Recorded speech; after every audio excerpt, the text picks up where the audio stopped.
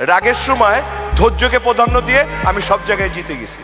হাতির মতো বড় জন্তু আমি নই, বাঘের মতো দ্রুত আমি দৌড়াতে পারি না, মাছের মতো আমি সাঁতরাতে পারি না, কিন্তু আমি সাবমেরিন বানায় মাছের সাঁতরানোকে হার মানাতে পারি।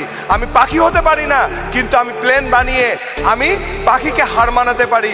আমি বাঘের মতো দ্রুত দৌড়াতে পারি না, কিন্তু আমি গাড়ি বানিয়ে বাঘকে পরাজিত করতে পারি। এর কারণেই আমি শ্রেষ্ঠ।